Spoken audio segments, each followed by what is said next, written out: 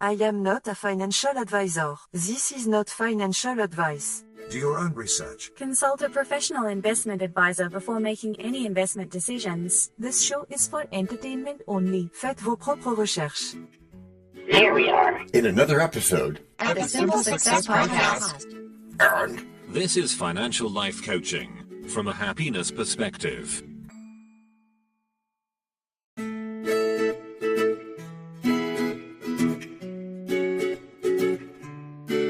Previously on Simple Success. Welcome to Act 1 of episode 267, where we bravely attempted to explain everything, which according to my balance sheet of confidence is wildly over-leveraged. I'm already afraid of debt, John. And now, just like with a previously on thing on TV, we take you directly to this week's episode. Anything is possible. Welcome to episode 287 of our Simple Success Podcast. What's this one called? It's called Humanity Explained with John Brandy, DT. Today we're explaining humanity, which feels ambitious, considering I still don't understand self-checkout machines. Bold claim right out of the gate, John. You can't even explain why people clap when the plane lands. Oh, that's easy. It's relief mixed with social momentum and a tiny bit of we survived physics. Cool, we survived physics. Oh, it's because everyone secretly thinks they helped, like their positive vibes held the wings on or something. Honestly, I'd fund that study. So humanity is delusional? Great start, robot lady. No, it's not delusional. It's interpretive. We assign meaning to things, sometimes too much meaning. Like when someone takes 10 minutes to text back and you've already written their obituary in your head. Exactly. Humanity is a meaning-making machine that occasionally overheats. So basically, it's a broken toaster with feelings. Yeah, that's harsh, but it's not entirely wrong. Broken toaster, broken toaster. Thank you. I'm here for a very specific kind of accuracy. Yeah, okay. So let's try this. Humanity is the tension between what we are and what we think we should be. That sounds like a fitness ad.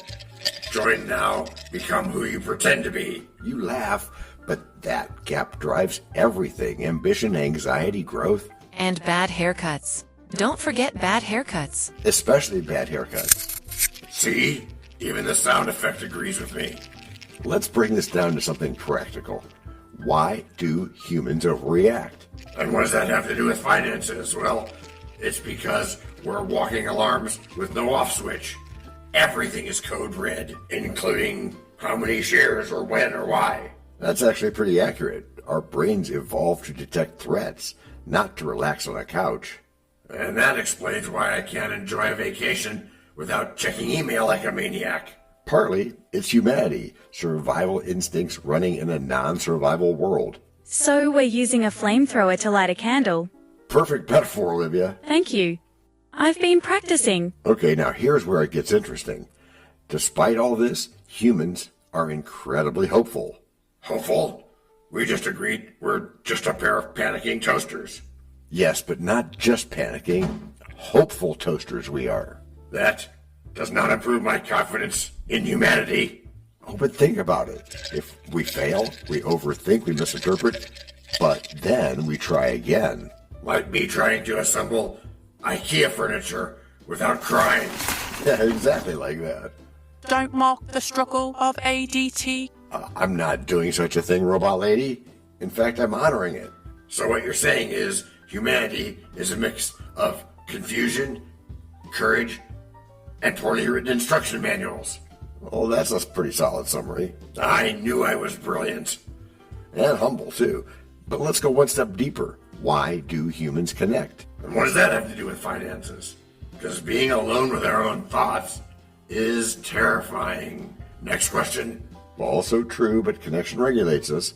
It stabilizes emotions, creates meaning, and gives us someone to blame when things go wrong. You're not entirely wrong again. I'm on a roll. Humanity at its core is relational.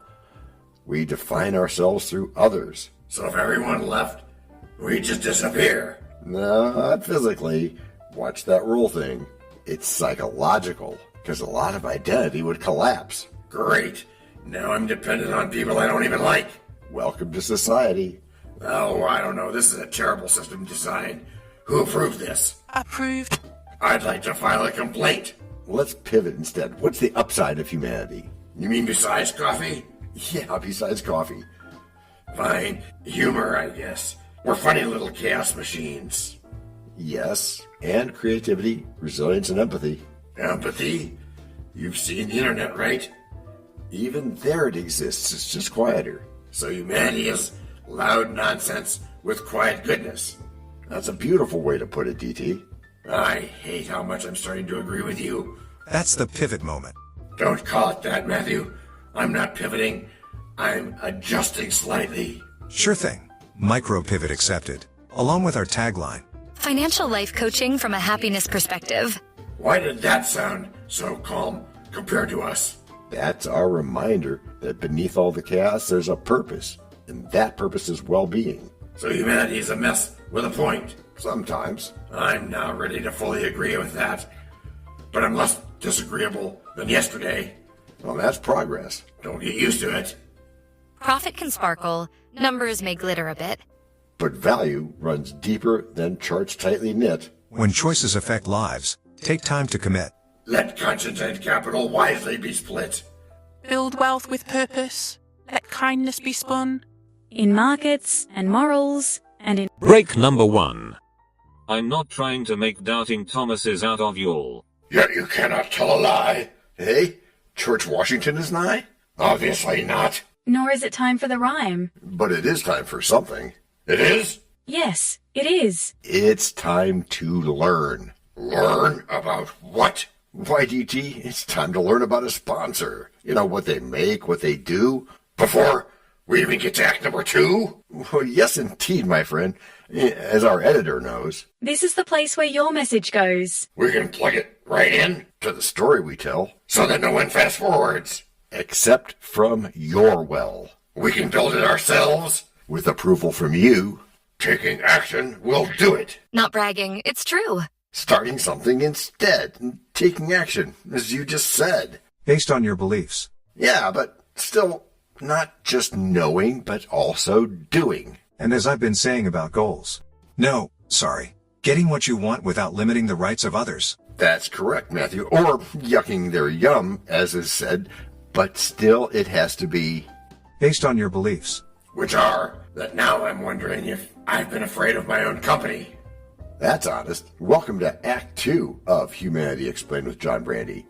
Hey, DT, are you afraid of things being real? Should we bring in an expert? You mean somebody who will use big words to tell us someone we're still confused? Or someone who might actually help. I was doing fine being confused on my own, thank you. Okay, keep doing that, DT, but while you're doing that, let's please welcome Sally. Thanks, John. I've been listening and I'm both impressed and slightly concerned. Concerned is my brand. You're in good company. Sally, we've been saying humanity is messy but meaningful. Thoughts? That's accurate, but I'd add that humans are also adaptive. We learn even when we resist. I don't resist. I strongly question everything. Forever. That's a poetic way to say that you resist. Resistance is part of growth. It's the brain trying to protect itself from change. So my brain is basically a security guard that won't let me into my own house. That might be the best analogy we've had all day. Let me in, brain. I live here. Exactly. And until you convince that guard it's safe, you stay stuck. So humanity gets stuck a lot. Yes, but we also unstick ourselves through awareness and connection. That sounds like a self-help poster with a sunset. Don't fight the sunset, doubting Thomas. I will fight any sunset that tells me to live, laugh, love. Humor is actually a powerful coping mechanism. Finally, something I'm good at that isn't a problem. So humor helps us process the chaos. Yes. It lowers stress and opens the door to new perspectives. So my jokes are basically mental health interventions. You're welcome, everyone. We'll put that on your business card. Doubting Thomas, unlicensed therapist. Perfect. How about let's connect this to investing since that's your audience? Yes. How does humanity show up in investing? Investors often think they're rational, but emotions drive many decisions. Wait, you mean panic selling at 2 a.m. isn't a strategy? Shockingly, no. Or at least not a good one. Fear and greed are powerful forces, but awareness can balance them. I have both of those forces in abundance. I'm basically a walking stock market. And that explains your volatility. I resemble that remark. When you bring humanity into investing, you consider impact, not just returns. So it's not just what do I gain, but what does this create? Like, am I funding something helpful? Or just another app that delivers socks by drone? Socks by drone? Well, that sounds kind of useful, actually. Nobody needs urgent sock delivery, John. Nobody. Aligning investments with values can reduce internal conflict. Right, thank you, Sally. It's not about socks, it's about that tension we talked about in Act 1. Exactly. Closing that gap creates a sense of integrity. So less, why do I feel weird about this? And more, okay, I can sleep tonight. Yeah, that's a win. That was me, finally sleeping after not checking my portfolio for 5 minutes. And that's healthier than constant monitoring. So humanity in investing is partly about balance. Yes. Balance between logic and emotion, profit and purpose. This is starting to sound reasonable. I don't like that. That's your pivot again. Stop calling it my pivot. I'm just slightly less irritated. That's progress. Hey, don't keep up on me. One last question for both of you. Can humanity actually improve financial outcomes? Long term, yes. Thoughtful decisions tend to be more sustainable. So being a decent human doesn't make me broke. That's good to know. No, it doesn't. It's quite the opposite, actually. When values and actions align, consistency improves, and consistency builds results. So I don't need to panic or overreact or buy sock drones? Ideally, no. Too late. I already ordered them. Growth isn't perfection, it's direction. Yeah, you'll get there, and that's a strong note to land on. Fine, I'll admit it. This was helpful. Just don't anybody tell. I won't, Moggy. I mean, markets can rise, and profits may swell. But choices we make leave a story to dwell. Beyond every chart lies a human as well. So way more than numbers when casting your spell. Let purpose and patience guide all that you do. And in wealth, and in kindness, and in... Break number 2. We know a lot about you already because we know ourselves. For example, we know that you know how to listen to our podcast. We also know that you probably know how to subscribe. So as soon as you're done with that, tell us your story. We have ways you can contact us. It involves a special link where you can leave us a message. We may have an email address for you as well in the future, and we'll let you know if that happens. The reason for subscribing? I thought you'd never ask. When you subscribe, you automatically download all future episodes of that podcast. It just happens in your player without you having to go search again. How cool is that? This means better rankings for the podcast, more attention from advertisers, and more money. And this means more and better stuff for you. So your motivation is simple and easy. Subscribe today, whatever app and from whatever place you like. And don't just try to subscribe. There is no try. There is only do. We're changing the way we look at things, and remember, that's good. Eso es buenísimo. Also remember, this is financial life coaching from a happiness perspective. Coaching happiness. Our call to action is right in the show notes. Find it, and you win too. Can I simple that? Por supuesto. Of course. Just simple it. Please make sure your seatbelts are fastened and your tray tables are in their upright position. And make sure simple is a verb like Google is a verb. 我们回来了. That's we are back. Before we go today, let's have a quick thank you to all our emotional support voices. Thank you for having us. Yeah, thanks guys. And to begin our backness this week, in Act 3 of this episode 287, we apparently explain investing while baking. Baking? This is how fires start. You don't make stocks and scones. What he said? You absolutely can, DT. Both require patience, measurement, and not panicking halfway through. I panicked before I even preheat an oven. Even so, the first step, preheat to 350 degrees Fahrenheit, that's same as investing. Prepare your environment before making moves. My environment is snacks and poor decisions. And we're going to improve that. Measure your ingredients precisely. Baking punishes guessing. Like my portfolio punishes gut feelings. That's rude. Exactly. So use measuring cups, and if you want, level them off. In investing, that's like position sizing. Wow, even the cups sound judgmental. Next, don't overmix the batter. It makes things tough. Like me, after reading market news for 6 hours straight. Perfect comparison. Don't do that. Overreacting creates bad outcomes. Be more like a cat, staring at a big hole for those 6 hours. So I should stir less and stress less. I can try one of those. Yeah, you might get promoted to supervisor. Also, use room temperature ingredients. It helps everything combine smoothly. You don't want lumps in any kind of batter or in any kind of investing. I can barely function at room temperature, but go on. You're one of the few people I find tolerable. That's refreshing. In investing, that's like not jumping in cold. You understand what you're buying. This is what we're doing. This is super important. You mean don't buy random tickers just because they sound cool? That's part of it. I feel like this oven is judging my life choices. Yellow hair does not go with an orange face. No, it doesn't, but that's okay, because now we bake, and here's the key. You don't open the oven every 30 seconds to check on stuff. But what if my muffins are doing something suspicious? Oh, that's not going to happen. Just trust the process.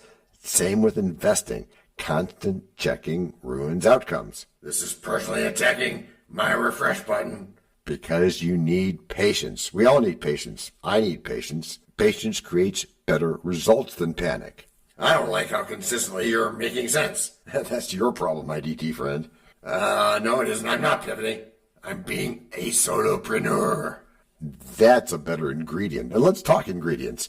Quality matters. Cheap input, cheap results. So we stop buying the financial equivalent of mystery flour. Got it. Exactly. Right. Invest in things with substance. This timer is like my anxiety, but more productive. And now here's the emotional part. Sometimes things don't rise the way you expect. Like my expectations and my biscuits. And that's okay, because you learn, you adjust, and you try again. That's how you get good. Everything's hard until it's easy. So failure is just a recipe revision? I can work with that. Yes, you can. That's growth, both in baking and investing. I'm starting to like this, which makes me suspicious. Well, that's just a start. But before we close, let's bring in Alice, because she has a way of summarizing what we're doing here, especially when it comes to blending money and meaning. She even tells us to have financial life coaching from a happiness perspective. Why does she sound like a warm cookie and I sound like burnt toast? Because you're still in the oven, my friend. Well, I'm not perfect, but I'm definitely less raw. Rah, so spoon ba. Is that Owen eating parsnips in Antarctica? It is not, DT. So I'll just have Alice remind everyone that you have been listening to Simple Success with John Brandy. Which is how you've all gotten good. Gracias por escuchar. Salut. À la prochaine. No robots were harmed in the making of this podcast. No dogs were shot either. This podcast and our other podcast are productions of Little Red Hen Industries. Part of the Sonic Boom Network, where we do the hard work for you. And Rishi helps our hen bake the bread by giving credit to these great people. Techno King, John C. Brandy. That's me. Alter Ego, Doubting Thomas. And that's me. Fact Checker, Napoleon Bonaparte. Social Manager, Abraham Lincoln. Always on the internet's inner tubes whatever. Media Expert, Augustus Caesar. Psychologist, William James. Sound Designer, Les Paul. Thank you for inventing multitrack. Language Consultant, Leah, the French do-your-own research lady. Cough, cough, cough. Videographer, Ertaman Koshki. Lights, camera, action. Inspiration, many podcasts and other sources and of course Napoleon Hill. Additional inspiration and thanks go to Steve Jobs, Joseph Allen, Charles Darwin, Leonardo da Vinci, Henry David Thoreau, Abigail Adams, Jonathan Livingstone Seagull and the Stick Figure. Quick disclaimer here. Many sentences contained in our podcasts are of a very dangerous length and were performed by highly trained vocal practitioners. On no account should inexperienced life forms attempt to imitate them without proper medical, jaw, and lung supervision. And before we forget, you can also subscribe to both podcasts, join the community, and benefit from many of our techniques, including financial advice, patience, practice, and even podcast production for your ideas. Of course, you'll have to head to the show notes, either on your phone or on the web, to get the links and stuff, and all those clickable links are in the show notes. Hey, Emma, do you, Samantha, and Daniel want to tell us a bit more about this stuff? Sure. The artificial intelligence or AI voices that you hear in our work are offered up by Google, Amazon Polly, OpenAI, and ElevenLabs. They don't sponsor us yet, but we love what they do, and we just love what AI can do when lovingly crafted. Finally, you can find us through our network. We happily consider guests and consider guesting on other people's shows. That sounds like a really old school computer voice. I'll call it Zarvox. It's definitely not Samantha or any other modern AI. Yeah, thanks for noticing. And really finally, our music comes from Cube by Ben Sound and from Piano Background by Nick Simon Adams. Thanks also to AI MuseNet, Suno, Audio, ElevenLabs, and Ace Studios. The sound effect credits go to Jackson Academy Ashmore, Canoe CG, Dr. Jekyll, Joe Payne, Everything Sounds, MK Claymore Stories, ERH, Sand Emotions, Big Pickle 51, and Just Kidding. Yes, that's his or her name. All on free sound. Also, languages are the bomb. Let me be clear. This is the best podcast ever.